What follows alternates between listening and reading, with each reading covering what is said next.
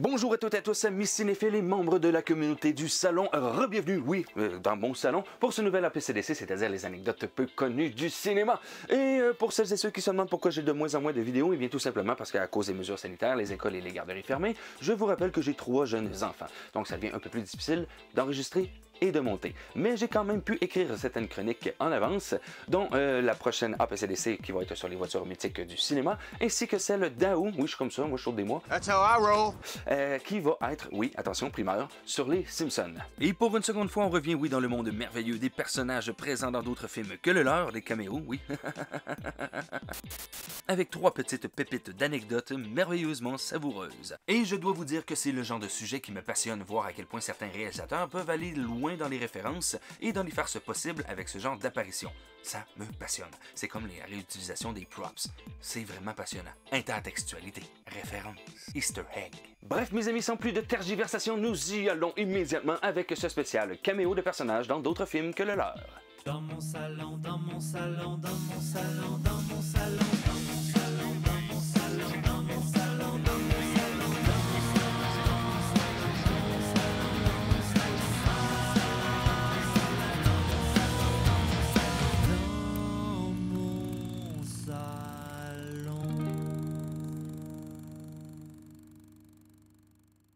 John Hurt, alias Lieutenant Kane, dans Alien et Spaceball.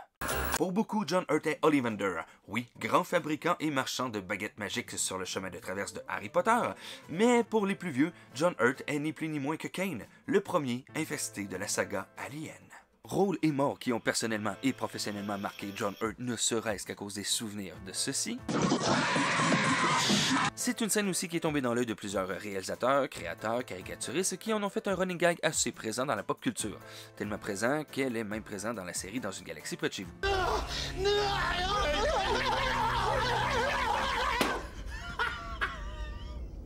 Je vous ai bien eu, hein? Le coup du alien, ça rate jamais.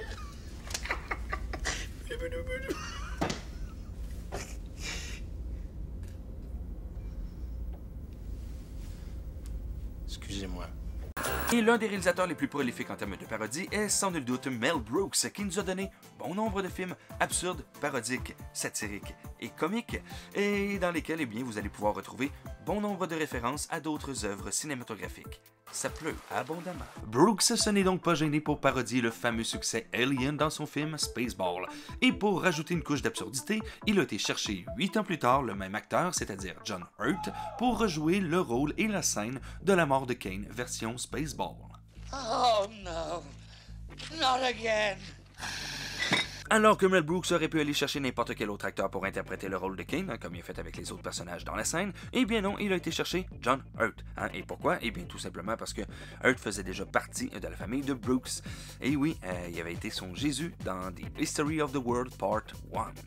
Jesus. Yes. What? What? What? Yes. Jesus. What? Yes. What? You said what? What? Nothing. Pour ce qui est de Spaceball, comme une référence n'est jamais assez pour Brooks, il va avoir l'idée de rajouter une personnalité plus joviale à cette créature mortelle, c'est-à-dire celle de Michigan J. Frog, un classique des cartoons des années 50, connu de presque tous justement à cause des parodies et des références. And tell me I'm your own.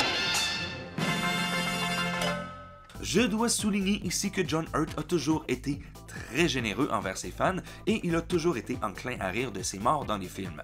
Pas le choix, me direz-vous, étant donné qu'en 50 ans de carrière, il est mort une quarantaine de fois. Bref, M. John Hurt est mort en 2017 et malgré ses rôles et ses interprétations incroyables, je considère qu'il n'a pas eu suffisamment de reconnaissance pour son talent, ne serait-ce que pour The Elephant Man.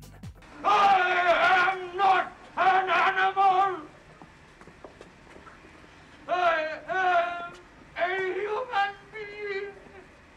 Dan Aykroyd, alias Ray Stan des Ghostbusters dans Casper.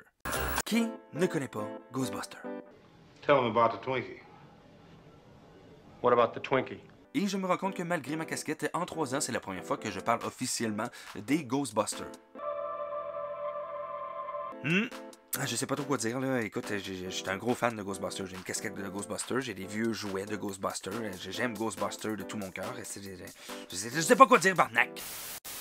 cette franchise est l'une des plus connues d'Hollywood et c'est probablement l'une des raisons qui a poussé le réalisateur de Casper, Brad Silberling, à y faire une petite référence. Bon, il y a aussi le fait qu'il connaissait via SNL, mais ça c'est une autre affaire. Pour vous remettre en contexte, la méchante du film Katherine Carrigan vient d'hériter du manoir Whipstaff, qui contient, paraît-il, un trésor. Seulement, le manoir est hanté par 4 fantômes, dont le fameux trio Stretch, Stinky et Fatso, ou bien Teigneux, Crado et Bouffi en français. Et étant donné que ce sont des spectres et qu'ils sont indélogeables, qui sait qu'on est pâle?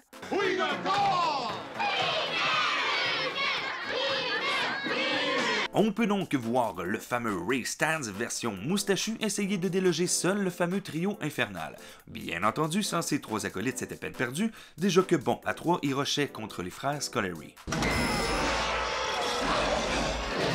Apparition surprise qui a fait un effet bombe sur moi étant enfant, et mentionnons ici que ce caméo a soulevé la passion de certains fans de Ghostbusters qui ont vu en Casper, eh bien, une sorte de canon de la franchise de Ghostbusters. Ouais, et là je vous ai résumé grossièrement cette théorie, parce que je veux pas m'y attarder. Mais ce n'est pas tout. Je dois souligner que cette scène renferme aussi un autre caméo, celui du prêtre de SNL, dont l'interprétation est de Don Novello. SNL, qui, je vous le rappelle, est un terrain de jeu de beaucoup de comédiens, prêtre donc, qui permet de mettre en avant-plan 2 autres références à un autre film, avec le vomi vert, dont la teinte de vert rappelle celui de l'Exorciste, ainsi que le coup de la tête viré de bord. Et qui dit caméo dans Casper dit aussi la scène du miroir, une scène qui peut passer totalement inaperçue quand on est enfant, mais quand on est rendu adulte, c'est un pur délice de 30 secondes. Alors dans cette micro-scène, on peut voir ni plus ni moins que Clint Eastwood avec une phrase célèbre de son personnage tiré de Rawhide, j'ai nommé Rudy Yates, tout en tenant le rôle du fantôme Stretch Teigneux. I'm gonna kill you, your mama, and all her bridge-playing friends. On peut voir aussi l'acteur humoriste animateur Rodney Dangerfield en Fatso ou Bouffi, et je dois vous dire qu'il est le seul acteur du premier casting de Casper qui va se faire embobiner pour son apparition dans le deuxième mauvais et exécrable film Casper A Spirit Beginning. My wife? On peut aussi remarquer la touffe de cheveux de Mel Gibson qui semble faire un bel écho à son personnage de Martin Riggs, tout en personnifiant Stinky ou bien Crado. Yeah.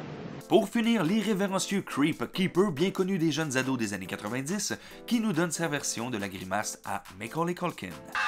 Et en terminant, je dois vous avouer que cette scène m'a toujours fait penser à la scène du miroir dans Poltergeist. Et justement, selon IMDb, il y aurait eu une scène tournée avec Zelda Rubinstein. Voilà, mais j'ai aucune preuve physique de ça, là. Billy Raiden, alias Looney, le joueur de banjo de Deliverance, dans 4 autres films. Pour celui-ci, j'ai décidé de vous reparler des caméos de Billy Raiden, petit fait anecdotique que je vous avais présenté lors de la 2e capsule des APCDC, il y a bientôt 3 ans. Donc, je vous rafraîchis la mémoire. Billy Raiden est donc un acteur sans lettres. Il a joué un seul rôle présent dans 4 films différents et son premier rôle dans Deliverance l'a transformé malheureusement en une sorte d'icône nationale caricaturale paysanne de l'Amérique profonde. Ouais, en un seul rôle, une seule apparition, une seule scène. Cette scène, c'est celle-ci, un duel de cordes entre une guitare et un banjo joué par le petit Raiden. Et quiconque a déjà vu Deliverance de John Boorman sorti en 72, s'est dit que la scène de l'enfant au banjo était mémorable.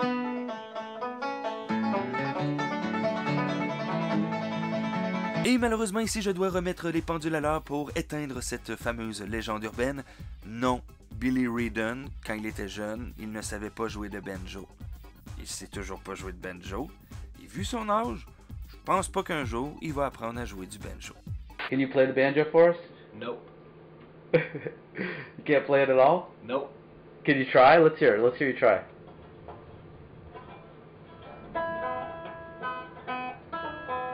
C'était le musicien Mike Addis, habilement caché derrière Raiden, qui lui a prêté ses mains afin de donner la réplique à Ronny Cox, qui lui, joue pour vrai. Mais Billy Raiden a donc eu 3 autres apparitions dans des films d'Hollywood. Oui. On commence par son apparition louche, douteuse et un peu creepy au début du film Blast Fighter de Lamberto Bava, sorti en 84, où quelques notes de banjo sont jouées. On peut aussi le voir un tant soit peu dans le peu connu film Outrage Born in Terror, réalisé par Ace Crowds, sorti en 2009.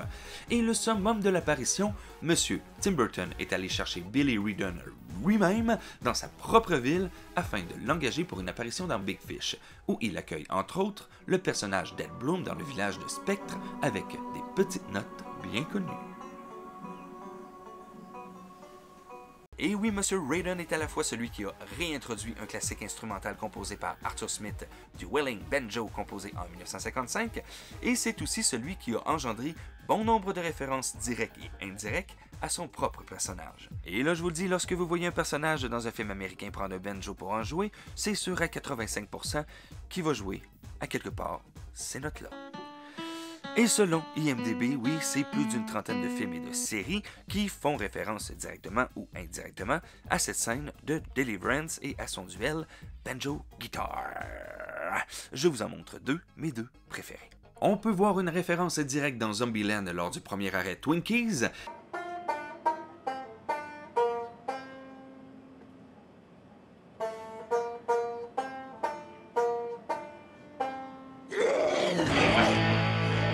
Et il y a ma préférée, celle dans Les Animaniacs, où le clin d'œil est pas mal direct.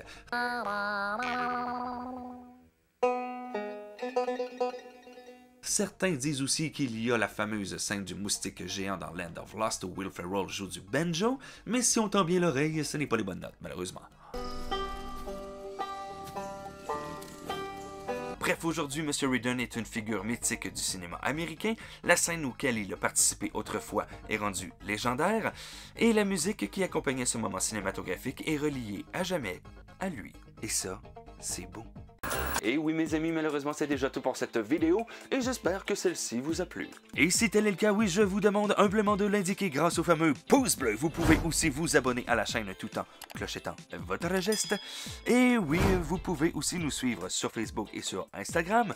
On essaie de garder le tout bien vivant. Et pour ceux et celles qui peuvent, qui veulent et qui aimeraient encourager la chaîne un peu plus, eh bien je viens d'ouvrir un Patreon ainsi qu'un Utip. Je tiens à remercier chacun d'entre vous d'être présent sur la chaîne. Merci, merci, merci et on se revoit très bientôt. Et n'oubliez pas que vous êtes toujours les bienvenus dans mon salon.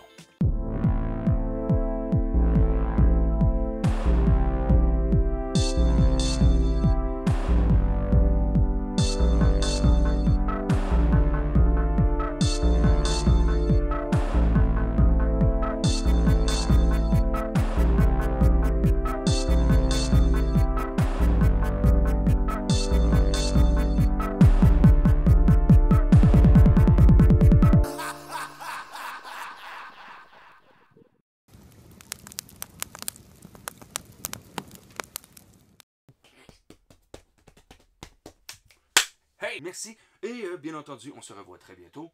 J'aime ça bouger les bras. Vous avez remarqué. I move the brass.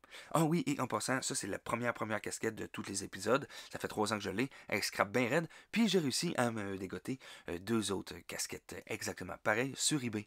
La même édition. Je suis vraiment content. Quand est-ce que je vais les avoir? Je sais pas. Mais... Hey, c'est en shipping.